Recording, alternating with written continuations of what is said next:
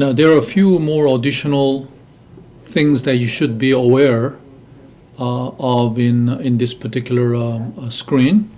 For example, in quadrant number 2, if you double click into each invoice, there's a checkbox called original. So you need to check that box if this client or this invoice you want to mark it as an original invoice. Now, why does it matter? Well, RB8 has what's called original term and a copy term when we pay resources, and sometimes those terms are different. So for example, original invoice can be guaranteed up front and copy invoice can be on wait.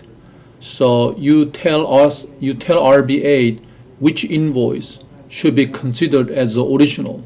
So you need to go ahead and check that box and save and close. Now in quadrant number 3, let's go ahead and double click into one. If a particular order is expedited, rushed, and this is where you specify that there is a field called rush type, and if you click on that drop down, it'll pull up all the rushes that are defined in the rush time master table when the setup was done initially.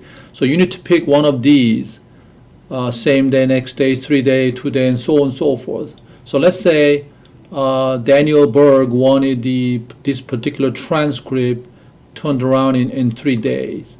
Okay, so this is where you will specify the rush type for each order. Now there's also a tab called shipping tab.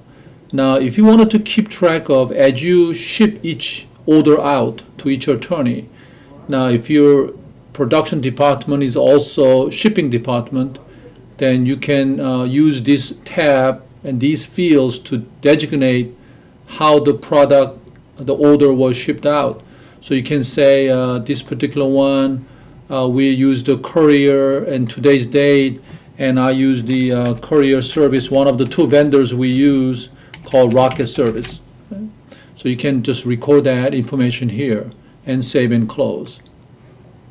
The last thing you should know about this screen is that you might have a question then, well, if I use the courier and this time it was an extra charge that because it was less than an hour turnaround, and where can I put in a amount that they charged as a shipping department so that billing department later on will find out or doesn't have to call me or come to me, find out how much that was.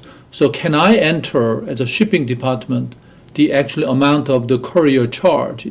The answer is yes. So in quadrant number 4, there is a line item that says courier, and you can simply view into it or double click into it, and it'll pull up the detail screen of that particular charge item, service item. And now you can see that all the fields that dealing with the money is all grayed out, and you cannot type anything here until you actually check the box called override. So now you're overriding, so you can enter the amount yourself. So this one, let's say I'm going to do $50. So normally courier is like $10 or $15, but because of the situation that we had to call him after 6 p.m. and then overnight or in 30 minutes we have to deliver to the attorney's office, so they were charging us $50. So as a shipping person, I'm now entering a figure amount to be used later on by the billing department. So use the override checkbox and then enter the amount there and then save and close.